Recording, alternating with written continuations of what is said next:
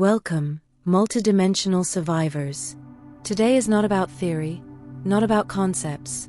Today is about you crossing the portal that your ancestors crossed, the portal that Jesus crossed, that Buddha crossed, that all the great masters crossed. The initiatic death, the only real passage to authentic life. If you made it here, it wasn't by chance. Your soul recognizes this moment, because you have already died many times, but you haven't allowed yourself to be completely reborn. Today, together, we're going to make this happen. When I died, for the first time consciously, at 28, I discovered something that changed everything. Death is not the end. It's the most advanced transformation technology that exists. Jesus knew this when he said whoever wants to save their life will lose it. He wasn't talking about dying physically. He was revealing the greatest secret of human evolution. You need to let die who you think you are, to birth who you really are. Buddha discovered the same technology when he saw that suffering comes from attachment to ego, to limited identity. And he taught, die to the ego, awaken to truth. Modern science confirms this. Studies with psilocybin show that the experience of ego death completely reorganizes the default neural network, creating new connections, new possibilities, new you. Dr. Robin Carhart-Harris, from Imperial College London, discovered that when the ego dies temporarily, the brain accesses more integrated states of consciousness, more connected, more truthful. You have already died many times, and didn't even notice. That relationship that ended and you thought you wouldn't survive. You died, and were reborn stronger. That career that collapsed, that dream that fell apart, that version of you that simply stopped working. You died, and something new was born. The problem is that most people resist death, cling to identity that no longer serves, keep trying to resurrect what needs to die. And then they get stuck between worlds, neither alive nor dead, just surviving. The Christ avatar showed us the way. Unless a grain of wheat dies, it remains alone, but if it dies, it produces much fruit. When you allow the ego to die, neurologically, 3 fascinating things happen. First, the default mode network, the network that maintains your fixed identity, dramatically decreases its activity. It's like the GPS of your personality turns off, and you discover you can go anywhere. Second, areas of the brain that normally don't communicate start talking: prefrontal cortex with limbic system, right hemisphere with left, rational with intuitive. You literally become more integrated. Third, BDNF production, brain-derived neurotrophic factor, increases exponentially. Your brain starts growing new connections, like a child learning everything for the first time. Dr. Judson Brewer, from Harvard, discovered that when experienced meditators enter states of non-self, their brains show patterns identical to those reported in near-death experiences. Ego death is not destruction, it's accelerated evolution. Now, let's do this together, for the first time, consciously and safely. Breathe deeply, and with me, declare out loud, or mentally if you're not alone. I allow to die in me everything that is not my true self. I release all identities that limit me, that define me, that imprison me. Pause the video if you need to, feel what's arising, don't be afraid. Fear is just the ego trying to save itself. Continue. I die to the need for approval. I die to the fear of not being enough. I die to all the roles I play, but that are not me. Feel your body. There might be a sensation of emptiness, of dissolution. This is normal. You're in the portal, between who you were and who you're becoming. This space, where you are no longer who you were, but don't yet know who you're becoming, the masters call Bardo, the space between worlds. It's here, in this quantum vacuum of the soul, that all creation happens. Tibetans know this space, spend their whole lives preparing to navigate consciously, not just in physical death, but in all the little deaths that transform us. Shamans from all cultures use this space to access information, heal traumas, rewrite destinies. You are in this space now. Breathe, trust, you are safe. This is the cosmic womb, where new yous are born. Continue with me. From the infinite void of who I really am, I allow to emerge a new version, more authentic, more integrated, more aligned with my essence. Now, feel. Something new is being born. Don't force, don't control, just allow. It's as if dormant cells were awakening, as if DNA that was compacted began to expand. This is the moment Jesus lived in resurrection, that Buddha lived in awakening, that all avatars experienced, the emergence of the true self from the infinite quantum field of possibilities. Dr. Bruce Lipton discovered that when we profoundly change our perception, our genes literally reorganize. New proteins are produced, new you, cellularly speaking, is born. Declare now, I am born from my own conscious death, more powerful, more integrated, more connected to who I came to be in this incarnation. Now that you've passed through the portal, it's important to understand, you don't go back to being who you were. That would be wasting the initiatic death. In the coming days, weeks, you'll notice changes, people who no longer resonate, situations that no longer make sense, desires that simply evaporated. This is normal. You're operating from a different frequency, like you've changed channels. You're still in the same universe, but in a higher version. The important thing is, don't try to explain to everyone. Don't try to convince anyone. Some people will only understand when they go through their own initiatic death. You are now a lighthouse, a beacon. Your simple presence already activates possibilities in others. How will you know that initiatic death really happened? Practical signs that will appear naturally. First, exponential synchronicities.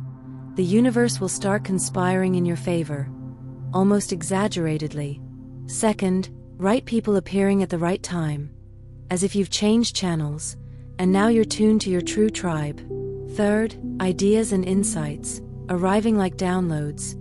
You'll know things you didn't study, didn't learn, but simply know. Fourth, your presence affects others, without you doing anything.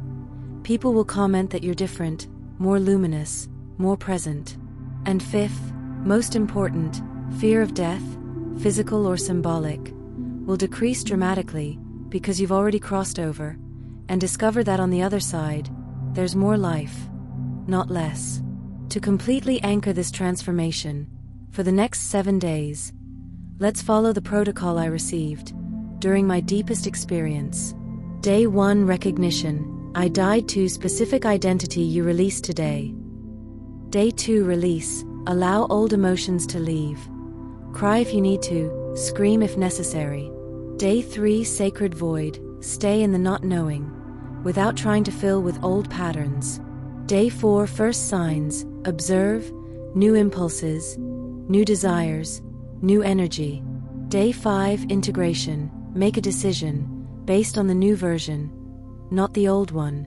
Day 6, expression. Communicate, more authentically, with someone important. Day 7, celebration. Recognize, you were reborn. You are literally a new person. All ancestral traditions knew this. That's why they created rites of passage, vision quests, initiations, symbolic death ceremonies. The Egyptians mapped the entire process in the Book of the Dead, which actually was a navigation manual between states of consciousness. The Tibetans created the Bardo Thodol, precise instructions to maintain consciousness during ego dissolution. Shamanic traditions use master plants to induce temporary death and conscious rebirth. You just did what our ancestors did in sacred caves, in initiatic temples, in secret rituals, but you did it here, in your home, connected to me through the quantum field. This is the democratization of sacred technology that was reserved for the chosen few. Buddha said, when the student is ready, the teacher appears, but he didn't say that the teacher appears only in human form. Sometimes, the teacher is a crisis, that forces you to die to old forms. Sometimes it's an illness that stops your life and forces you to question who you really are. Sometimes it's a heartbreak so deep that it dissolves all your defenses and you see yourself for the first time without masks. And sometimes it's a moment like this where you consciously choose to cross the portal without waiting for life to force you. Jesus showed us that we can choose when to die and when to be reborn. He made the conscious decision to go through crucifixion to demonstrate resurrection. You just made the same choice, consciously. Here's the paradox that all masters discovered: to live eternally, you need to die constantly. To access infinite life, you need to release attachment to finite identity. When you stop clinging to who you think you are, you discover who you really are: pure consciousness, infinite, immortal. Rumi knew this. Die, die, die in this love. If you die in this love, your soul will find new life. It's not poetry, it's technical instruction for consciousness activation. Neuroscience confirms. Dr. Judson Brewer discovered that states of selflessness correlate with maximum well-being, exponential creativity, universal connection. You who pass through this portal now carry a different energetic signature, a frequency that attracts experiences aligned with who you've become. Don't try to go back to old patterns, old relationships, old forms that no longer resonate. It would be like trying to wear clothes from when you were 5 years old. Trust the process. Trust the process, even when, especially when, you don't understand what's happening. Your cells are literally reorganizing to sustain this new version of you. Dr. Joe Dispenza documented profound epigenetic changes in people who go through conscious transformations. You're becoming a new human species, Homo luminous, as the Karo call those who transcended death while alive. You are not alone in this journey. There's a morphic field of all who have already passed through this initiation. Rupert Sheldrake discovered that when an experience is lived by enough individuals, it creates an information field that facilitates the same experience for others. Jesus, Buddha, Lao Tzu, Rumi, Teresa of Avila, Meister Eckhart, Ramana Maharshi all contributed to this field of conscious death and rebirth. And now, you too are contributing. Your experience today strengthens the field for those who come after. Each person who goes through conscious initiatic death makes it easier for the next ones. That's why this planetary moment is happening now. Sufficient mass has been reached. The next few days will be crucial. You're like a newborn. Everything is new, everything is possible, but also everything is sensitive. Avoid, for a few days, very dense people, heavy environments, negative news. You're like a butterfly that just emerged from chrysalis, still delicate. Seek nature, silence, water, sun, harmonious music, everything that resonates with your new frequency.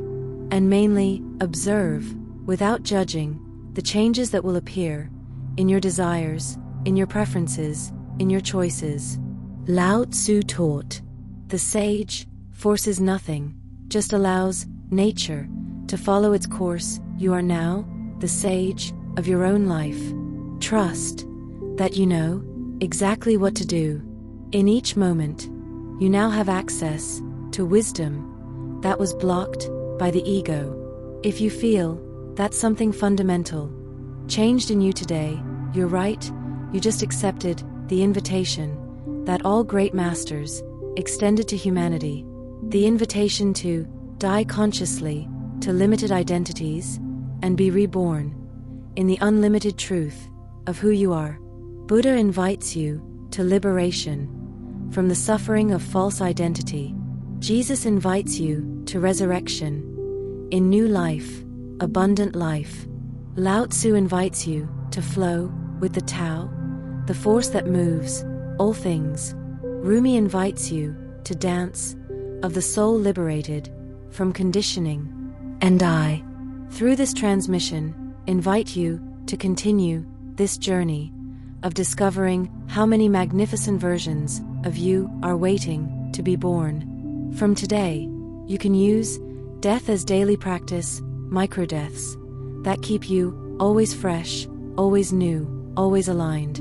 Every morning, upon waking, ask, what version of me needs to die today so a higher version can be born? Every night, before sleeping, declare, I release everything I live today that doesn't resonate with who I'm becoming. I die to today and trust that tomorrow I'm reborn renewed.